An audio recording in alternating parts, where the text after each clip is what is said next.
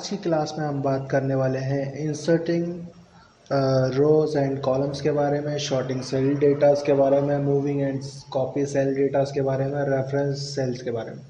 तो सबसे पहले मैं एक फॉर्मूला आप लोगों को बताऊंगा, उसके बाद ये सारी चीज़ें आप लोगों को बताऊंगा। नेक्स्ट फॉर्मूला रहेगा हमारा मल्टी कंडीशन फॉर्मूला, यानी एक से ज़्यादा कंडीशन जिसके अंदर रहेंगी। तो फटाफट मैं इसको बता देता हूँ।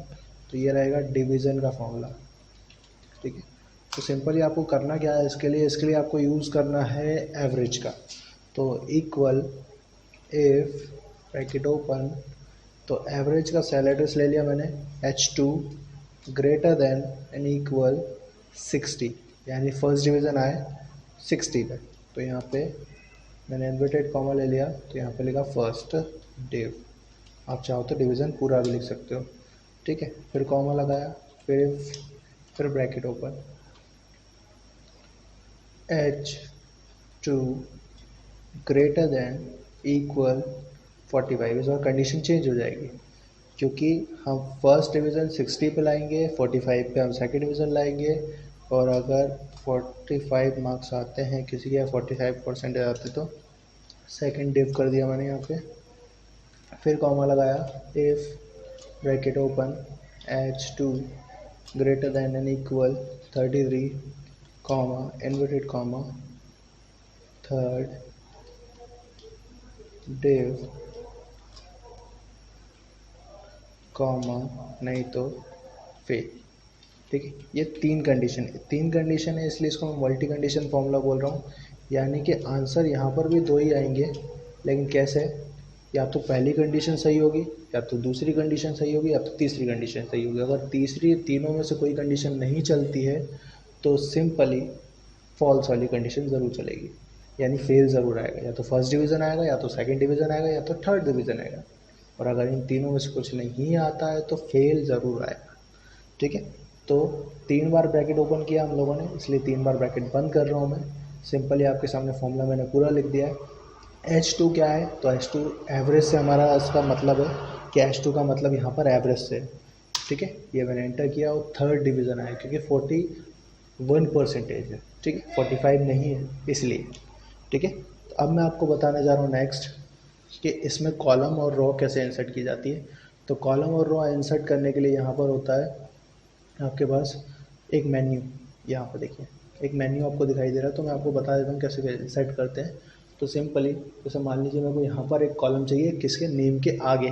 तो मैंने नेम को सिलेक्ट करके रखा हूँ, यहाँ पे बोला इंसर्ट शीट कॉलम, देखिए खाली कॉलम आ गया, ठीक है। अगर आपको कोई रॉ चाहिए, जैसे मान लीजिए मुझे यहाँ पर एक रॉ चाहिए, तो यहाँ मैंने बोला इंसर्ट शीट रॉ, ये देखिए यहाँ पर एक रॉ आ गई इस तरीके से, ठीक है। तो इस तरीके से आप इंसर्ट कर सकते हो सिंपली। नेक्स्ट मैं आपको बताने जा रहा हूँ यहाँ पर रेफरेंस सेल। तो रेफरेंस सेल क्या होता है?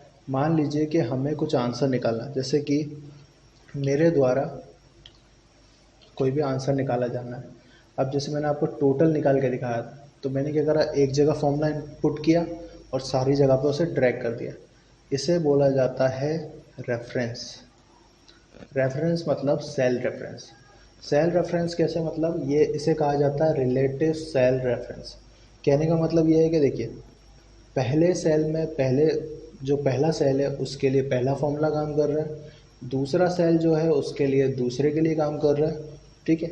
लेकिन तब भी मैंने इन्हें एक साथ पुट कर दिया, तो इसे बोला जाता है रिलेटिव सेल रेफरेंस। कहने का मतलब ये है कि जो हमने फॉर्मूला लगाया है वही काम करेगा, लेकिन आंसर सेल के अकॉर्डिंग देगा। इसलिए जो एक्सेल है वो वर्क करता है सेल रेफरेंस, सेल एड्रेस पे, ठीक है।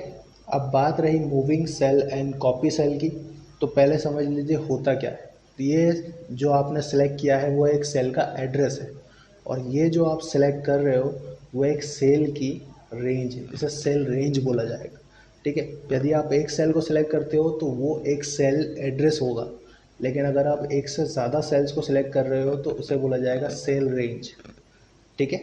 तो सिंपली अगर हमें जब मूव करना होता है तो हम मूव कराने के लिए क्या करते हैं, उसे कट करते हैं। तो मैंने यहाँ से इसे कट किया, ठीक है, और यहाँ पर इसको पेस्ट कर दिया, तो ये मूव हो जाएंगे, ठीक है। और अगर हमें कॉपी करना है तो डेटा यहाँ से कॉपी भी कर सकते हैं, तो यहाँ पे कॉपी, और यहाँ पे पेस्ट। तो इस तरीके से ये पेस्ट हो जाएगा। तो सिंपली मूव और कॉपी हम कर सकते हैं, और कॉपी याद रखिएगा यहाँ पर भी हो सकती है। देखिए यहाँ पर मैंने कंट्रोल सी से कॉपी किया,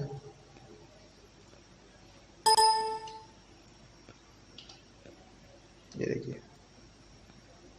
कॉपी, और मैंने सेल्स को सिलेक्ट कर लिया, देन पेस्ट कर दिया।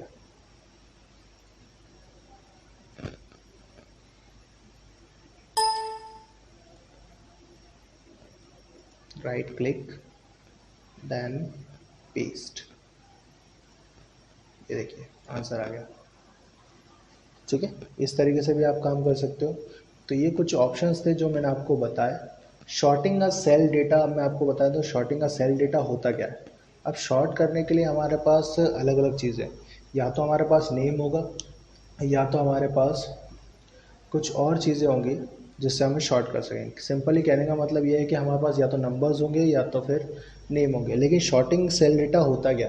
अब शॉर्ट करना मतलब कि जैसे आपके फ़ोन में एक फ़ोन बुक होती है, तो उसमें क्या होता है, हम अलग अलग कॉन्टैक्ट किसी भी नाम से सेव कर लेते हैं, लेकिन उसमें आते किस अकॉर्डिंग है, A to Z या Z to A के अकॉर्डिंग।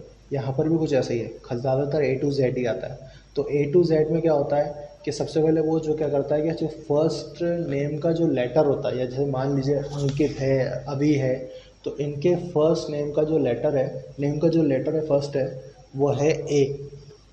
तो वो पहले ए को सिलेक्ट करेगा, यानी ए वाली लिस्ट में इनके नाम आ जाएंगे, फिर बी, फिर सी। तो इस तरीके से आप नाम को शॉर्ट कर सकते हो।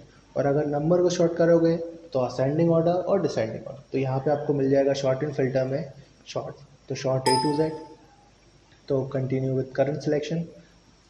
तो ये कुछ ऐसा हो जाएगा। अब मैंने क्या करा, हेडिंग को भी सिलेक्ट कर लिया, इसलिए नेम सबसे नीचे आ गया। ठीक है, वैसे आप लोगों को ऐसा नहीं करना है। उसके बाद अगर आप Z to A करेंगे तो यहाँ पे Z to A भी हो जाएगा, continue with current selection short. ठीक है, तो अब याद रखिए इसमें हो क्या रहा है कि आपको समझ में आ रहा होगा Z तक तो गया ही नहीं, लेकिन इस चीज़ को आप समझ लीजिए, ये डिपेंड करता है कि आपकी लिस्ट में कितने नाम हैं। जो वर्ड्स उसको मिलेंगे वो उसके हिसाब से उसे शॉर्ट करेगा, जो नहीं मिलेंगे उन्हें छोड़ देगा, स्किप कर देगा। ठीक है, तो ये कुछ सिंपल ही तरीका मैंने आपको बताया। अगर आप नंबर से करना चाहो तो नंबर से भी मैं आपको बता देता हूँ शॉर्ट कैसे करते हैं। तो यहाँ पे देखिए smallest to largest and largest to smallest का ऑप्शन आ रहा है, कंटिन्यू विद करंट सिलेक्शन। देखिए, लेकिन हमें ऐसा नहीं करना है, क्यों, क्योंकि हमने डेटा कुछ ऐसा लिया हुआ है कि जिससे अगर हम ऐसा कुछ करते हैं तो उस व्यक्ति का डेटा किसी और के पास चला जाएगा। ठीक है, तो नेक्स्ट क्लास में मैं आपको इसके आगे बताऊंगा। आज की क्लास में इतना ही।